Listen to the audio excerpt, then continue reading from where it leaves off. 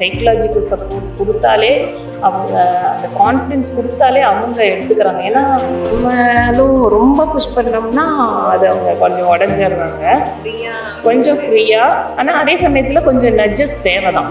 ஏன்னா same time அவங்களும் குழந்தைங்க தான். அப்புறம் அந்த இமோஷனல் சப்போர்ட் வந்து நம்ம ரொம்ப கொடுத்தே ஆகணும். நானும் இவ்வளோ சேர்ந்து மூவியெல்லாம் பார்ப்போம். ஸோ இல்லை நான் we both Hi ma'am. Hi. Students exam எழுத போயிருக்காங்க. Yeah. என்ன கிளாஸ் ட்ராப்பரா இல்ல ஃபர்ஸ்ட் டைம் மெயின்ஸ் 1 எழுதுனாங்க. எவ்வளவு பெர்சன்டேஜ் எடுத்தாங்க? 98.07. இப்போ எந்த அளவுக்கு ப்ரிப்பேர் பண்ணிருக்காங்க? நல்லா ப்ரிப்பேர் பண்ணிருக்காங்க. ஓரளவு தான். ஏன்னா போர்டு நடுவில் வந்துச்சுல்ல, Okay, போர்டு okay. எக்ஸாம் வந்துச்சு, ப்ளஸ் அட்வான்ஸ்டும் கொஞ்சம் ப்ரிப்பேர் பண்ணிட்டு இருந்தேன். ஓகே அட்வான்ஸ் ப்ரிப்பேர் பண்ணிட்டு இருக்கேன். ஓகே ஒரு சின்ன அட்வைஸ் பேரண்ட்ஸ்க்கு என்ன அட்வைஸ் கொடுப்பீங்க?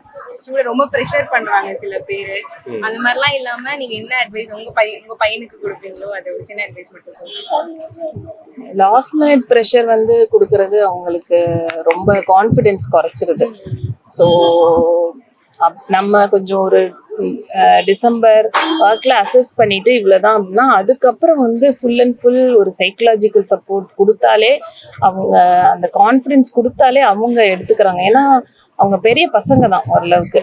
ஸோ அதுக்கப்புறம் ஒன்றும் எல்லாமே ரொம்ப ஹார்ட் ஒர்க் பண்ணி படிக்கணும் அப்படின்னா அவங்களால முடியாது.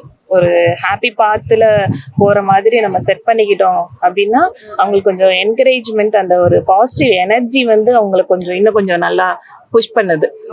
நம்மளும் ரொம்ப புஷ் பண்ணோம்னா அது அவங்க கொஞ்சம் உடஞ்சிடுறாங்க, கொஞ்சம் ஃப்ரீயா. ஆனால் அதே சமயத்தில் கொஞ்சம் நட்ஜஸ் தேவை தான். ஏன்னா சேம் டைம் அவங்களும் குழந்தைங்க தான், ஈஸியாக டைவர்ட் ஆவாங்க, டீமோட்டிவேட் ஆவாங்க ஈஸியாக. அந்த மாக் டெஸ்ட் எல்லாம் பண்ணிட்டு கம்மியாக வருது, இல்லை பியர்ஸோட சேர்ந்துட்டு அவ நல்லா மார்க் எடுத்துடுறா, எனக்கு வரல. ஸோ அந்த மாதிரிலாம் இருக்கும். இல்லை இப்போ இருக்க ஜென்ரேஷனில் பார்த்தா சரி என்னதான் பண்ண போகிறோம், இன்ஜினியரிங் கிடைக்குமா கிடைக்காதா, அதெல்லாம் ஒரு க்ளவுடி தாட்டாக வரும். ஸோ அப்போ அவங்க கொஞ்சம் ஷேர் பண்ணும்போது அதுக்கு எல்லாம் சொல்யூஷன் கொடுக்காம சும்மா அவங்க ஓப்பன் பண்ணி பேசும்போது நம்ம கேட்டுக்கிட்டாலே போதும். அதை வச்சு நம்ம ஒன்றும் பேனிக்காகவும் தேவையில்லை, ஒரு சொல்யூஷன் கொடுக்க தேவையில்லை. அவங்க நம்ம சொல்லும் போதே அந்த கிளியர் ஆகி போயிடுது அந்த தாட்லாம். அதுக்கப்புறம் they just continue. Thank you ma'am, ரொம்ப நல்லா இருந்தது.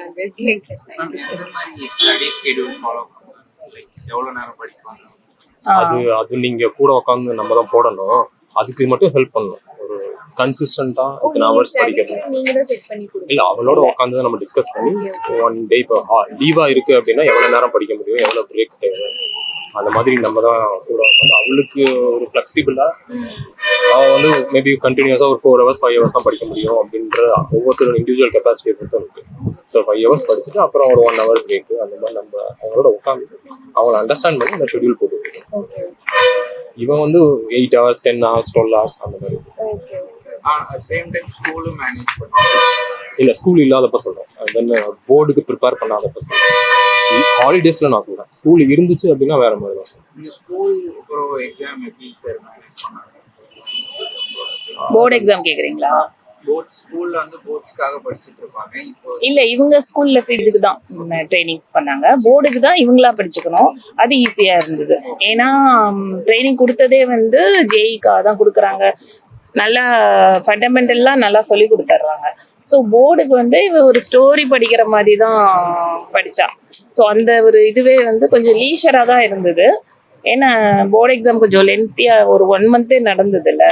ஸோ அப்போ வந்து அது கொஞ்சம் ரிலாக்ஸேஷனாகவும் இருந்தது இவங்களுக்கு. இந்த ரிலாக்ஸேஷனாக இருந்தது, யூஸ்ஃபுல்லாக தான் இருந்தது. என்ன இந்த ஸ்டடி டைமிங் வந்து ஒரு சில ஸ்டூடெண்ட்ஸ் வந்து படிச்சுட்டே இருப்பாங்க, they don't count also.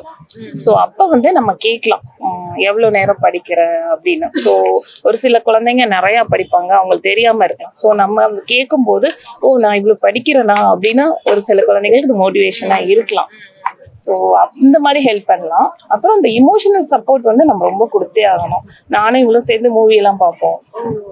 So prepare பண்ணும்போதே மூவி சில Definite-ஆ. பேர்லாம் மூவியே ஸ்கிப் பண்ணிடுறாங்க. இல்ல நான் பார்க்க மாட்டேன். we both என்னோட டாட்டர் ஜெய் மீன்ஸ் முதல்லாம் உட்காந்து 2 பேரும் ஒரு ஹாஃப் மூவி. அந்த மூவி எப்படி இருக்கும்னா கொஞ்சம் லைட்டா அந்த ஆக்சுவலி நம்மளோட இமோஷனல் சப்போர்ட் அவளுக்கு கட்டாயம் தேவை. ஏன்னா ஃபுல்லா படிக்கிறான், படிச்சு கொஞ்சம் ஹெவியா ஃபீல் பண்ணிட்டு இருப்பாங்க. அது எப்படி அவங்களுக்கு ரிலாக்ஸ் பண்ணிக்கன்னு தெரியாது அவங்களுக்கு. நம்ம போய் அட்வைஸ் பண்ணா இது பண்ணு அது பண்ணுன்னா அவங்களுக்கு புரியாது. ஆல்ரெடி அவங்க ட்ரை பண்ணியிருப்பாங்க. ஸோ நம்ம ஒரு ஏதோ ஒன்று காமன் மீடியா மாதிரி ஒன்று ஒரு டிவியில் ஓட விட்டுட்டு நம்ம இப்படி ஜஸ்ட் உட்காரும் போது அவங்களுக்கு அந்த இமோஷனல் கனெக்ட் வந்து டெஃபினட்டாக நடக்குது. ரொம்ப இல்லை, ஒரு 1 or 2 hours. ஈவன் அந்த எக்ஸாமுக்கு நாள்லாம் ரொம்ப முட்டி படிச்சோம்னா அது முடியாது இல்லையா? ஸோ அந்த இதுதான் நான் பண்ணேன். இவங்க வந்து ஃபுல் அண்ட் ஃபுல் எவ்வளோ ஹவர்ஸ் படிச்ச, எப்படி படிச்ச, மோட்டிவேட் பண்றது. அவ டிமோட்டிவேட் ஆகும்போது டே இல்லடா நல்லா படிக்கிற இதுவே இருக்கு அப்படின்னு கொண்டு போறது. அதெல்லாம் தான். அதான் நம்ம ரொம்பவும் புஷ் பண்ணக்கூடாது, புஷ் பண்ணாமலும் இருக்கக்கூடாது. அந்த லிட்டில் நட்ஜ்னு சொல்லுவோம்ல, அது டெஃபினட்டா தேவை. Thank you. Thanks for the opportunity.